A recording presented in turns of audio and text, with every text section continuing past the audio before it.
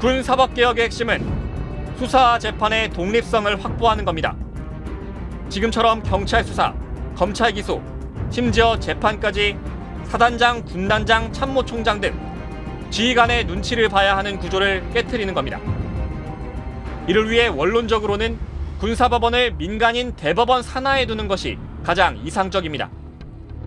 그러나 지난 1996년 헌법재판소는 군기를 유지하고 군 지휘권을 확립할 필요성을 감안해 현행 제도가 합헌이라고 결정했습니다. 그래서 현실적으로 가칭 군인권보호제도라도 시급히 도입돼야 한다는 주장이 힘을 얻고 있습니다. 예를 들어 군내 사망 사건이 발생할 경우 피해자 유족의 진정을 받아 중립적인 지위의 민간 인권보호관이 수사에 참여하게 하는 겁니다.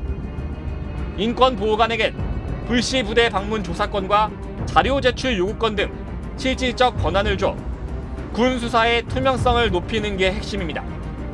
이는 군에서 억울하게 자식을 잃은 유가족이 가장 절실히 원하는 것이기도 합니다.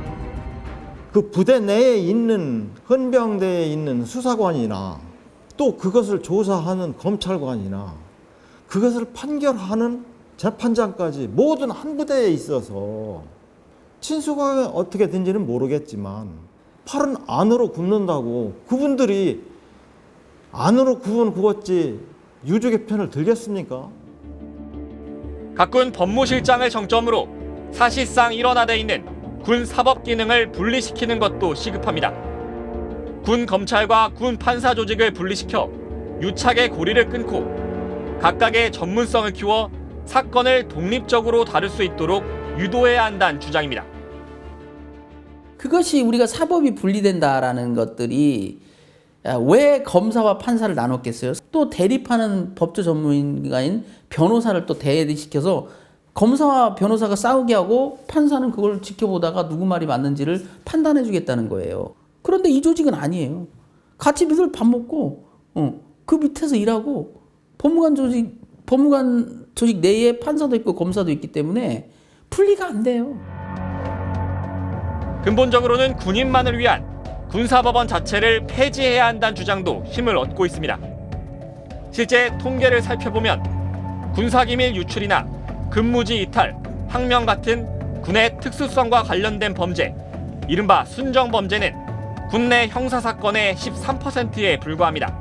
나머지 87% 사건은 성폭행과 교통사고, 폭행처럼 군사기밀과는 무관한 일반 범죄입니다.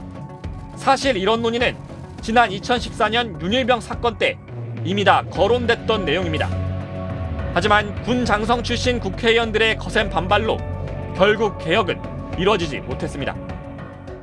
군사재판의 독립성, 공정성에 대한 국민의 불신이 팽배하다.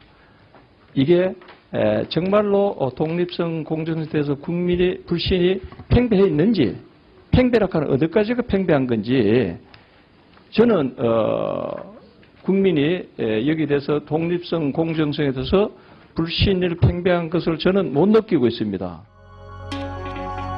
그리고 또다시 발생한 안타까운 죽음. 군인만을 위한 별도의 사법 시스템이 과연 필요한 건지 근본적인 물음이 또 한 번 던져졌습니다. 우리가 군인을 제복이면 시민이라고 하잖아요. 군인도 시민이거든요. 그럼 시민이면 그 시민이 군형법상의 특별한 죄가 아니면 그냥 모든 국민과 평등하게 수사를 받고 재판을 받아야 되는 게 정상인 거죠. 모셔갈 땐 국가 자식, 데려가선 노예, 죽고 나면 개, 돼지. 얼마 전 군에서 자식을 잃은 부모들이 국방부를 찾아가 항의할 때 펼쳐든 팻말에 적힌 말입니다. 큰 사건이 터질 때마다 군은 늘 스스로 바뀌겠다고 다짐해 왔습니다. 그러나 개혁은 매번 좌초됐고 이런 비극적인 사건은 끊이지 않고 있습니다.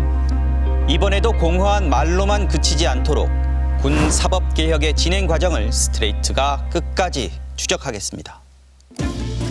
끈질긴 추적 저널리즘 탐사기획 스트레이트.